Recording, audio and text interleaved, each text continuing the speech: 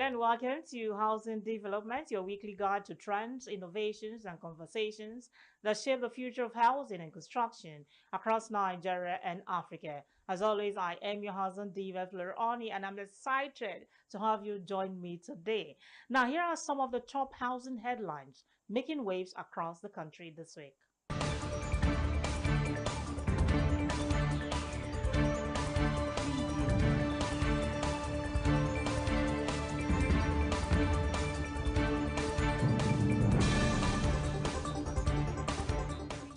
Stakeholders have canvassed leveraging insurance and pension schemes to bridge the existing housing gap, according to the Housing Development Advocacy Network.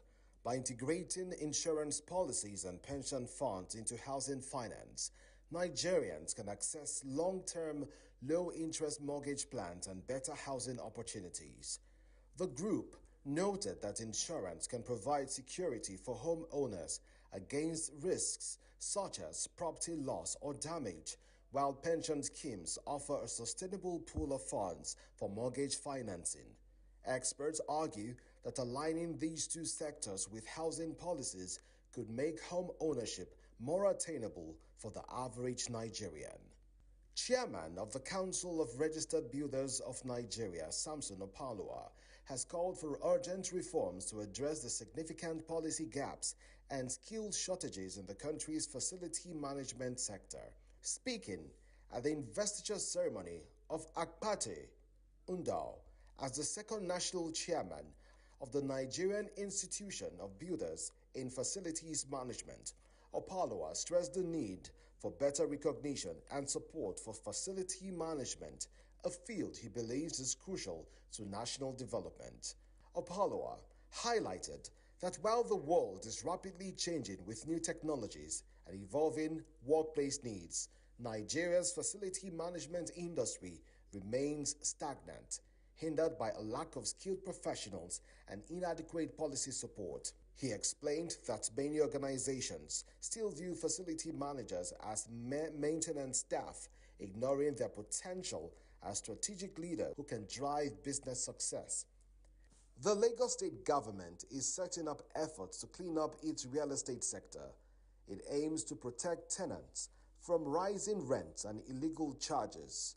At a recent meeting with stakeholders, the Commissioner for Housing, Maruf Akinderu Fatai, urged estate agents to act against fake practitioners.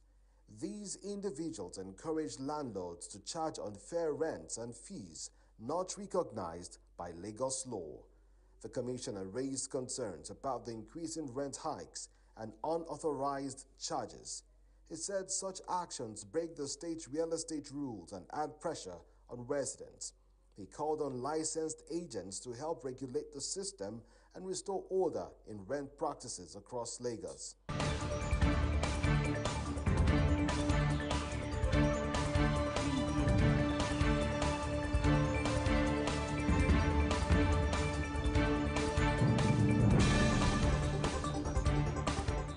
These developments are not just headlines, they impact affordability, access, and the future of sustainable living in Nigeria. We'll continue to track them for you week after week. For more, do well to visit the website africahousingnews.com. Now let's take a trip to a community tucked behind the noise of the capital.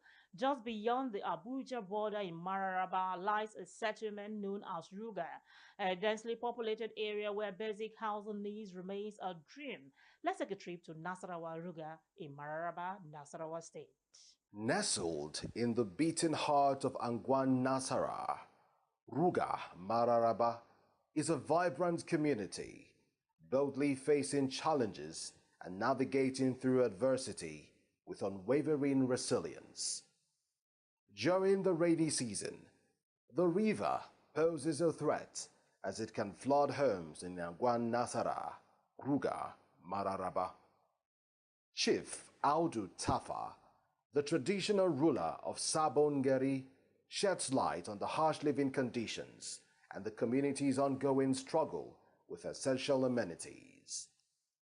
Reliable water sources is not available to them as they depend on vendors, locally known as Meirua, for water. Little history I know about this river. We've been here now since 2012. 2012. Then before I came down to 2012, it was a church somewhere there that, creates passage a little bit. Then later they struggled to make sure that this bridge is being constructed. But actually during the rainy season, it's a lot of problem. Let me just put it in a simple, it's a lot of problem because once the rain start falling, if a heavy rain comes up, nobody will be able to cross the river. Okay, cross the river. Nobody. You know where is the road. You know where is the road. You just everywhere will be blocked up until after some few hours. Then when the rain stops, then people start. It's the big problem that we are facing here. The only source of water we have here is all these people that have boreholes. This Merua, this outside people that sell Merua. So likewise myself. That's where we are living. Like, before this fuel subsidy problem, the truck of water then, which is 14. They sell it maybe 250, 300. Man, now it's 500. It's now 600 naira. Blessing Omachi, a resident for over 7 years, highlights the challenging living conditions, emphasizing the lack of access to quality education, road, security, and healthcare. Despite these hardships, the community faces steep house rent rates, with a single room reaching close to 80,000 naira. I've been in this place for over 7 to 8 years now. The living condition is not friendly. The way there is no water, it's just few borehole. We buy water in this place. How much do you buy your water? Like truck is 600. Now that is before 600. Now it's up to 800 per truck. And sometimes you look if there is no light. That is how we'll carry rubber up and down, be looking for water. The government hospital here is not functioning well. Government school is nothing to write home about.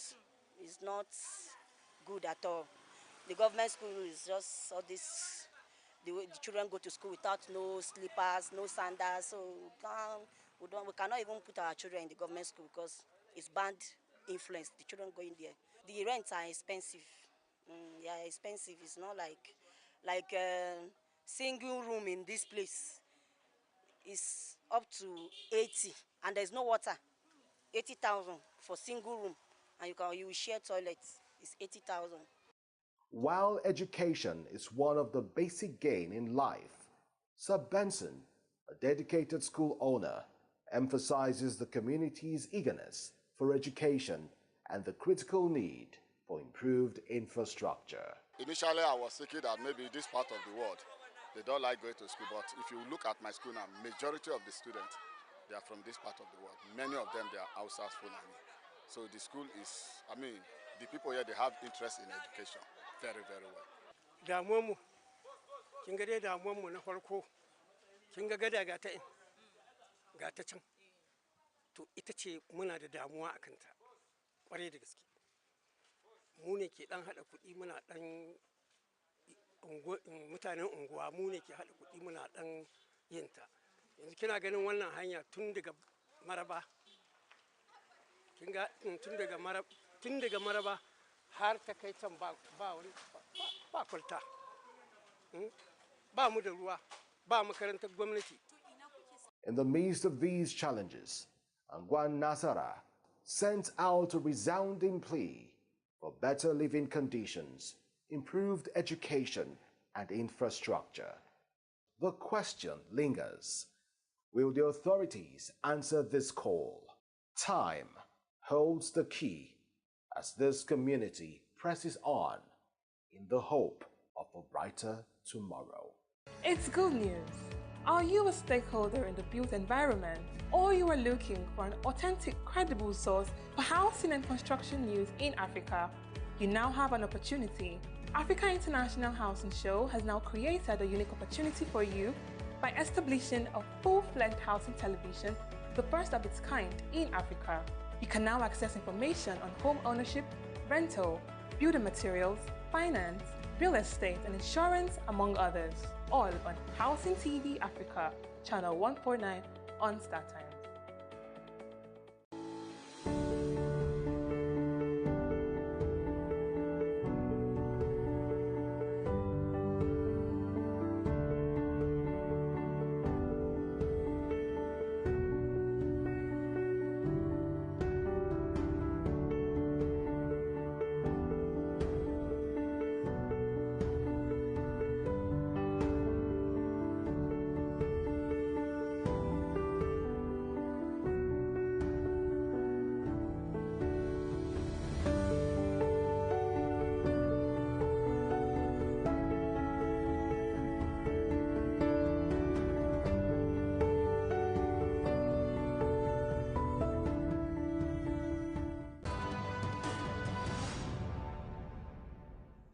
These stories are not unique. Thousands live in similar settlements across the country, forgotten by policy and planning. Experts say if informal communities like these aren't integrated into urban planning, we are simply building inequality into our cities. The Vice Chancellor of Ahmadu Bello University, Professor Ahmad Adams, has said that urban planning must be seen not just as a technical profession, but as a moral and spiritual responsibility. He made the statement while speaking at the launch of the Nathaniel Atebije Foundation for Planning Advocacy in Abuja. Speaking on the topic, the ethics of space and the moral imperative of urban planning, Professor Adams challenged professionals in the built environment to go beyond technical designs and consider the deeper ethical and spiritual implications of their work. Urban planning support or undermine the ethics of space principles. In other words, how do we as urban planners rise up to this spiritual calling of our job as urban planners? And the argument I try to convey is that planning is not merely a technical discipline, but a moral responsibility. A moral responsibility beyond the technicalities of design. And so the issue would be that we must, or we do, design not just for efficiency and growth, but for fairness and human dignity. And later we'll begin to see where these arguments flows from spiritually. A second question that I try to address is to ask, what does this land ethics really mean?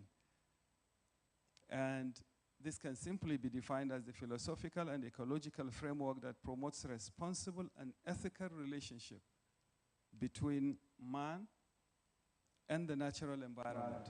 Professor Adams commended the minds behind the Nathaniel Atebije Foundation for Planning Advocacy for such an exceptional concept, describing it as a timely initiative to reflect on ethical and spiritual dimensions of planning, drawing from both Islamic and Christian teachings. He warned that issues like gentrification, displacement, and environmental degradation highlight the moral dilemmas faced in today's urban development, particularly in fast-growing cities like Abuja.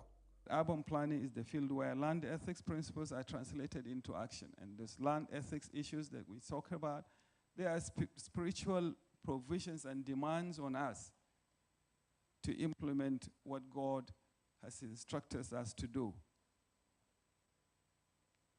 That emerging urban planning trends are double-edged. They could support or oppose these land ethics principles. And therefore, we need to be extremely mindful of the fact of the choices that we make in ensuring that we become accountable to God, when we leave this world. The VC called for compact city planning, stronger land use regulations, and participatory development, urging planners to resist political and corporate pressure in favor of inclusive and sustainable cities. Professor Adams ended his remarks with a strong appeal for accountability, not just to governments or institutions, but to God, reminding urban planners of their spiritual duty to protect both people and the planet. It is time to embrace town planning for sustainable development in the country, where effective town planning is carried out. Social and economic facilities are equitably distributed and accessible to the population. Health challenges will be minimized, productivity will greatly improve, wealth will increase, and safety will be enhanced. The enactment of the Nigerian Urban and Regional Planning Law in 1992, which became an Act of Parliament as Cap N138 LFN 2004, stipulates that approval of relevant development control department shall be required for any land development. Let us say no to unplanned settlements. Say no to illegal and unauthorized developments. Say no to land grabbing. Avoid demolition. Let's end the rising proliferation of illegal structures and housing estates. Engage in only approved development. Let's bring sanity back to our land. This message is brought to you by the Nigerian Institute of Town Planners with the support of the Housing Development Advocacy Network.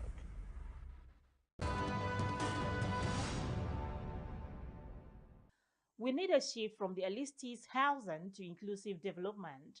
That means investing in infrastructure where the majority live, not just where the rich reside.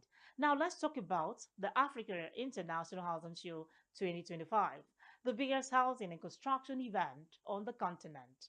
From showcasing cutting-edge building technologies to connecting developers with buyers, this event is where industry leaders, investors, professionals, and policymakers all converge under one roof. In the past 18th editions, AIHS has been more than just an exhibition. It's a life-changing opportunity. Let's hear from few individuals who experienced it firsthand.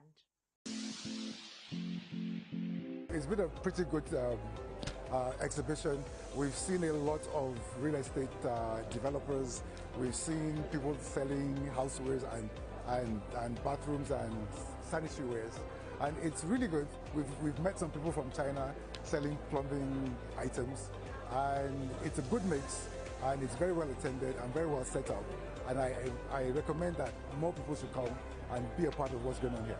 AIHS should really continue doing this for years to come because it's of great value to the industry. The show has been awesome. We've been able to get a lot of strategic partners. We've been able to liaise with a number of estate developers that would need a company that will do their infrastructure, which is their roads within the estate, drainages, street lights, and such things. I've been to so many exhibitions across the world, both in Malaysia and Singapore, and I was amazed when I came here and saw what is happening here. For those who did not come, I pitied them, especially those in the built environment, construction industry. They needed to come here and see what is happening in the housing industry. This is the first time Kush Group is coming here, but it's been an interesting experience because it feels like we have actually exceeded some expectations. So it's an interesting one, yeah. This is good. We get to meet other people. It's perfect. We don't have to. It's more like a one-stop shop. It's nice. We need more of this all the time. We're excited to be here in the Abuja Housing Show. So far, it has been an awesome one. The crowd is awesome, and we look forward to making more Nigerians house owners, land owners, and Nigeria will surely be a better place. To the guys of the show, thank you very much. Thank you. It's a good avenue, a great one at large, for people to know us and for us to reach out to people that we are here to serve. Thank you very much for that. The 12th Abuja International Housing Conference, Housing Show and Exhibition is one of the things that contributes to economic activity, in the sense that you have manufacturers, professionals, vendors, all gathered in one place. We also think of solutions to the housing needs of Nigeria. So I think it's an event that everybody would want to attend. I'm glad to be part of this.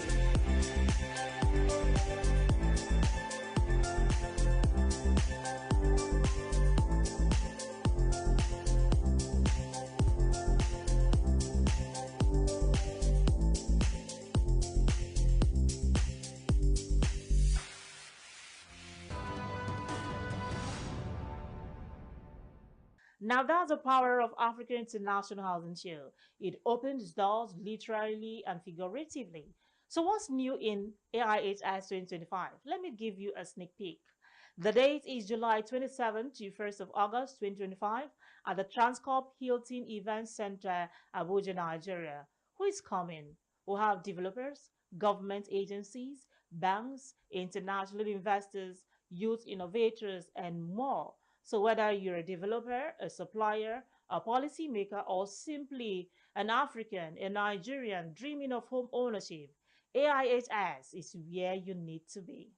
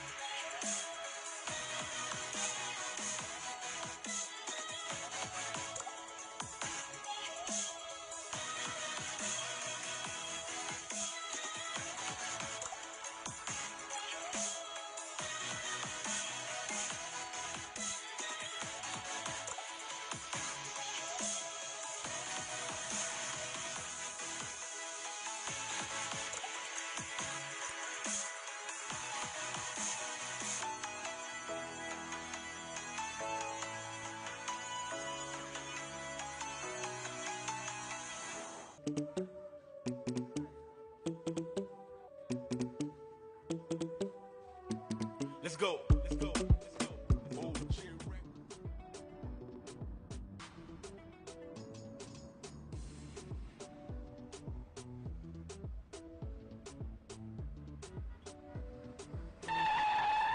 Huh? What is it again? Oga, and they drive this car, my mind no dey. My landlord is on my neck. Your landlord again? I thought I have told you this before. Get a mortgage, register with NHF scheme, and get a home up front. What is so difficult about this? Oga, I will do just that. See, I will shame that my landlord. Mortgage. At the Federal Mortgage Bank of Nigeria, everyone deserves a home. Africa International Housing Show is more than an event. It's a movement for affordable, accessible, and sustainable housing across the continent. Now is the time to register as an exhibitor, showcase your product to thousands as a sponsor, align your brand with impact, or simply attend and be part of something transformational. You have to visit africahousingshow.com or follow at Africa Housing Show on all social media platforms. Also, you can call the numbers on your screen for more information.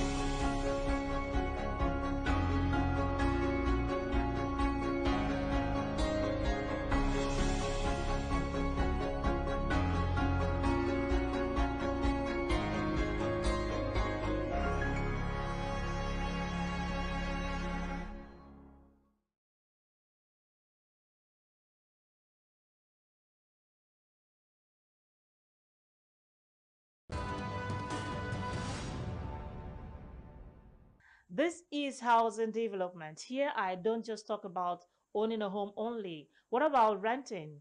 Across Nigeria, tenants are raising alarm over relentless rent hikes. Let's listen to Nigerian voices.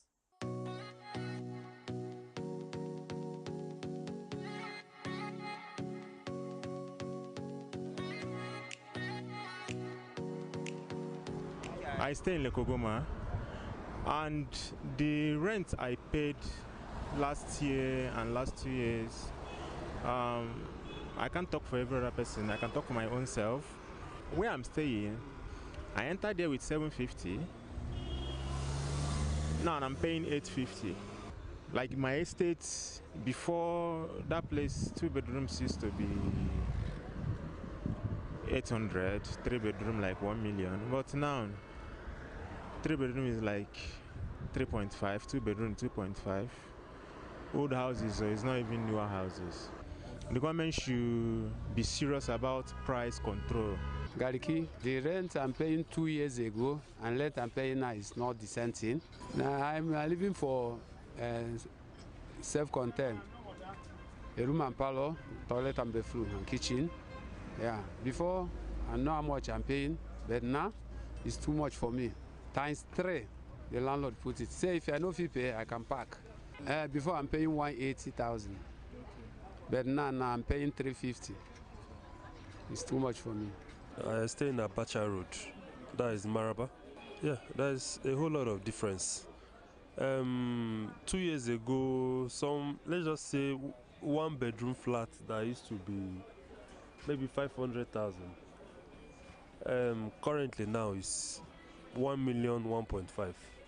So that is about 100% hike in price.